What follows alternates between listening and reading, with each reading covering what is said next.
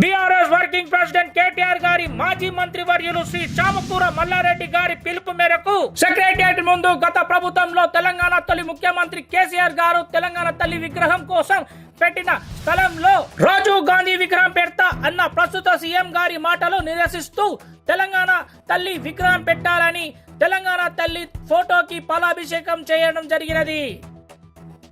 ఈ కార్యక్రమంలో ఫేజ్ 2 అధ్యక్షులు జక్కుల భాస్కర్, కోఆప్షన్ సభ్యులు భూమా విజయపాల్ గారు, యూత్ అధ్యక్షులు అశోక్, ఫేజ్ 2 మహిళా అధ్యక్షురాలు గున్న సంధ్య, ఉపాధ్యక్షురాలు Chinta Swapna, BRS party social media convener Ahmed Pasha, Prakash, Siddhulu, Somanarasimha, Somanna, Murali, Venkatesh Goud, Sai Kumar, Dilip, Naresh, Vikram, Manoj Kumar, Vamsi, Diwakar, బీరకాయల రాజు, ఆంజనేయులు, షర్ఫుద్దీన్, శివకుమార్, వెంకటేష్, కన్నా, కట్ట, రాజు, చందు, శ్రీకాంత్, అజయ్, జనలక్ష్మి, విమల, మహేశ్వరి, బీఆర్ఎస్ నాయకులు, ప్రజాప్రతినిధులు, కార్యకర్తలు, రైతు సోదరులు, పాత్రికేయ మిత్రులు పాల్గొన్నారు.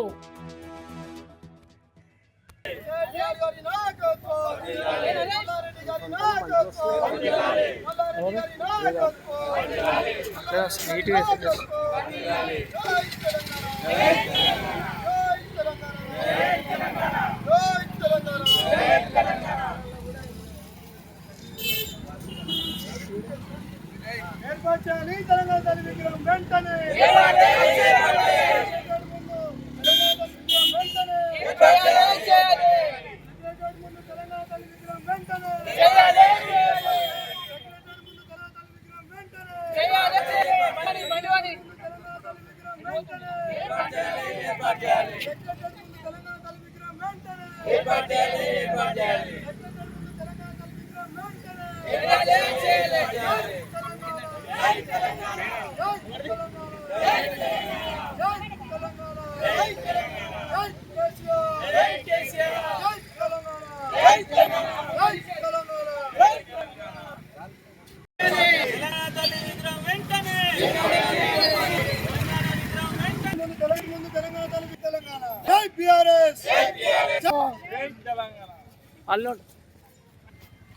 వర్కింగ్ ప్రెసిడెంట్ కేటీఆర్ గారి ఆదేశాల మేరకు మా మేడ్చెమ్మెల్యే ఏదైతే ప్రస్తుత సీఎం రేవంత్ రెడ్డి గాంధీ గారికి తెలంగాణకి ఏం సంబంధం అండి?